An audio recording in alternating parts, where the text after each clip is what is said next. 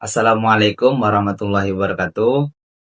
Di kesempatan ini saya akan menyampaikan salah satu materi dari mata kuliah Teknik Lobi dan Negosiasi.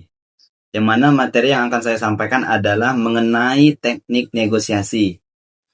Nah, menurut Profesor Roger Fisher dan William Ury, pakar negosiasi dari Harvard Negotiation Project.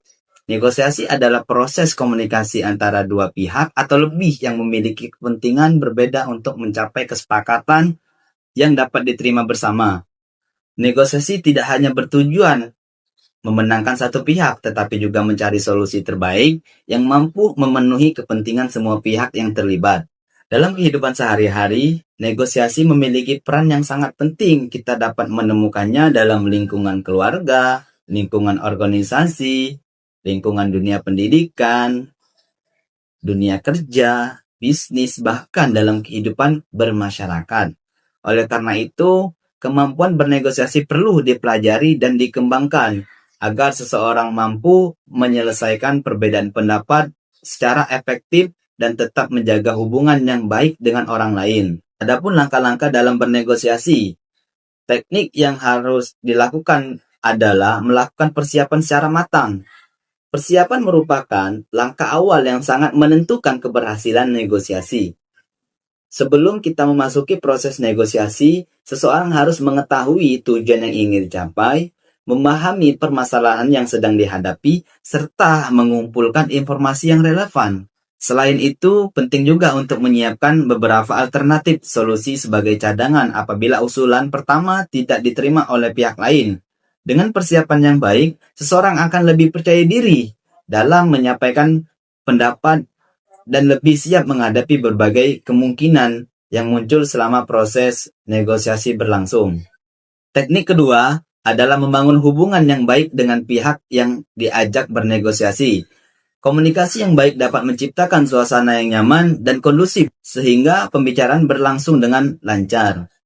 Sikap yang ramah, sopan, menghargai pendapat orang lain, serta menjaga etika dalam berbicara merupakan hal yang sangat penting. Ketika hubungan yang baik telah terbangun, maka kepercayaan antara kedua belah pihak juga akan meningkat. Kepercayaan inilah yang menjadi salah satu faktor utama dalam keberhasilan negosiasi. Banyak orang menganggap bahwa negosiasi hanyalah tentang berbicara dan meyakinkan orang lain. Padahal, salah satu kunci utama keberhasilan negosiasi adalah kemampuan mendengarkan secara aktif. Mendengarkan secara aktif berarti memberikan perhatian penuh kepada lawan bicara, memahami apa yang disampaikan, serta berusaha menangkap kebutuhan dan kepentingan yang sebenarnya. Dengan memahami sudut pandang pihak lain, kita dapat menemukan solusi lebih tepat dan menghindari kesalahpahaman yang dapat menghambat proses negosiasi. Teknik berikutnya adalah menyampaikan pendapat secara jelas, logis, dan mudah dipahami. Dalam negosiasi, cara penyampaian seringkali sama pentingnya dengan isi yang disampaikan. Gunakan bahasa yang sopan dan hindari kata-kata yang dapat menyinggung perasaan pihak lain. Sampaikan argumen secara sistematis agar lawan bicara dapat memahami maksud yang ingin disampaikan. Penyampaian yang baik akan membantu menciptakan komunikasi yang efektif dan mempermudah tercapainya kesepakatan. Menurut Roger Fisher dan William Ury, negosiator yang baik tidak hanya berfokus pada posisi atau tuntunan yang tampak di permukaan, tetapi juga berusaha memahami kepentingan yang mendasarinya. Sebagai contoh, dua organisasi mungkin sama-sama menginginkan penggunaan ruangan pada waktu yang sama. Jika hanya berfokus pada posisi, maka keduanya akan saling mempertahankan keinginannya. Namun jika memahami kepentingan, masing-masing bisa jadi ditemukan solusi yang menguntungkan kedua pihak seperti pembagian jadwal atau penggunaan ruang alternatif. Negosiasi yang baik bukanlah negosiasi yang menghasilkan pemenang dan pencundang. Sebaiknya negosiasi yang berhasil adalah negosiasi yang mampu memberikan manfaat bagi semua pihak dengan mencari solusi yang saling menguntungkan. Hubungan kerjasama dapat tetap terjaga bahkan setelah proses negosiasi selesai. Pendekatan ini juga membantu menciptakan suasana yang lebih positif dan produktif. Dalam proses negosiasi, perbedaan pendapat seringkali tidak dapat dihindari. Oleh karena itu, kemampuan mengendalikan emosi menjadi sangat penting.